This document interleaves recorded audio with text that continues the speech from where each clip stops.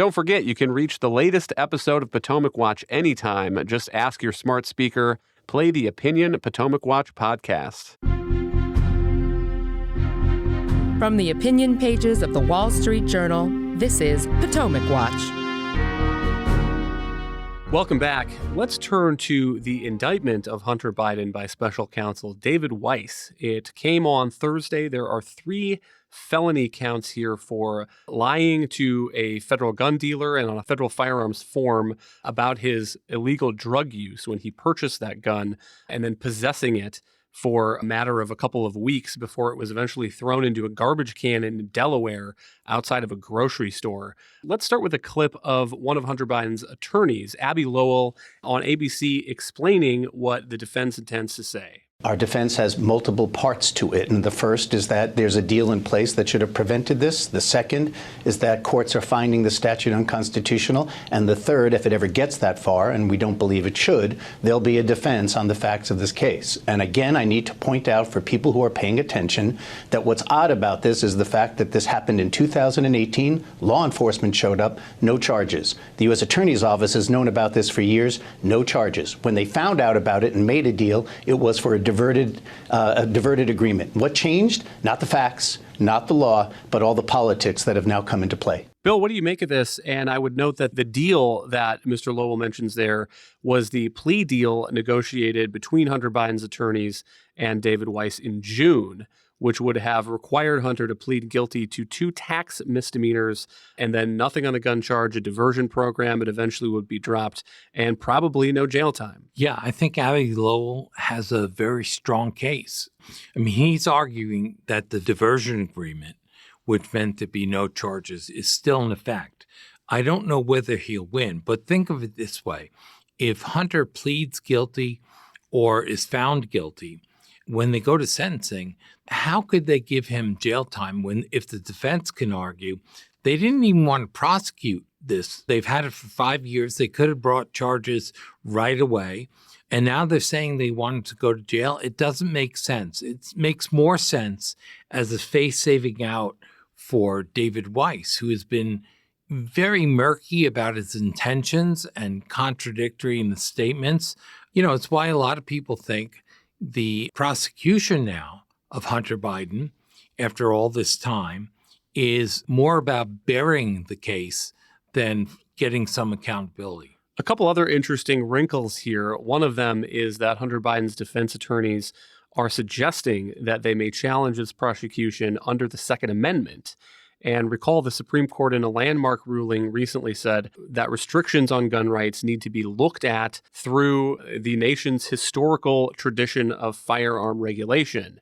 And there have been a couple cases in lower courts. One, a district judge in Oklahoma said that this law could not be used to prosecute someone who was caught with a gun and had marijuana in his car. And then there was a case out of Texas. Apparently that woman had both marijuana and psilocybin in her home. And so that would put President Biden certainly in an awkward position as someone who opposed that ruling and wants stronger gun laws. The second thing, Bill, that you're hearing in response to this indictment is that this is a crime, lying on a federal firearms form, that is rarely charged. And I haven't looked at the exact statistics on that. My understanding is that there's nothing to that argument. And maybe it's a crime that should be charged more often. I mean, whenever there's a horrific act of violence, Democrats say that's why we need to pass this extra gun law. And Republicans always say, why don't we enforce the gun laws we already have on the books? And this is one of those laws that I think they are talking about. I don't know whether that holds up as a legal argument or just a political argument. But to my mind, the most interesting question remains, where are the tax counts? Because the IRS whistleblowers have said in public, under oath before Congress, that the recommendation on those tax charges was to charge Hunter Biden with felonies. Then we had this plea deal for 2 misdemeanor tax charges. And we're waiting on special counsel David Weiss once more, I guess, to figure out what he's going to do. First of all, on this argument, it's about the Supreme Court decision in Boone versus, I think, New York Pistol Club.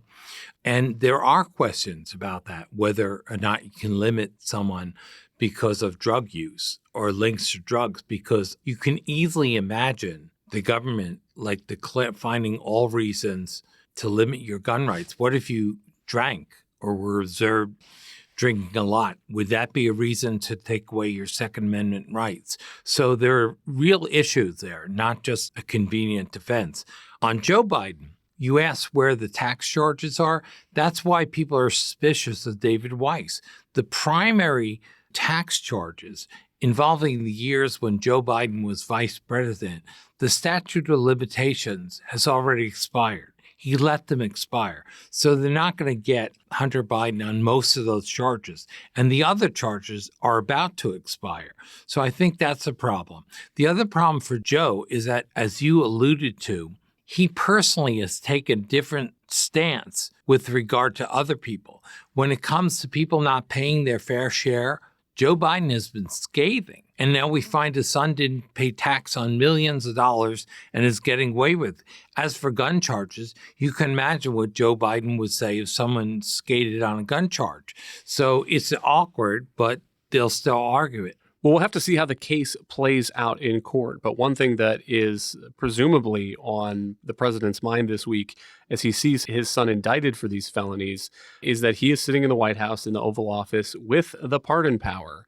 And Bill, what do you suppose the calculation is for a president in this kind of position? Presumably, pardoning your son on these kinds of gun charges would be a bad move politically. So not something that you would do before you are going to run for re-election, if you indeed are, but maybe something you do on the way out the door? Well, that's why a lot of people speculate this might be the vehicle to ease President Biden out of the Oval Office. Let him pardon his son and then resign. So he sort of pays a price for it. The problem is that still leaves Kamala Harris as a Democrat's problem. It doesn't solve it. Also, Karine Jean-Pierre, a couple of months ago, I think, was asked this very question and categorically said no when asked if the president would pardon Hunter. I believe she's on the record as saying that.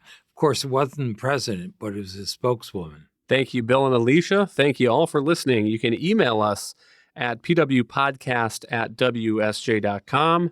If you like the show, please hit that subscribe button, and we'll be back next week with another edition of Potomac Watch.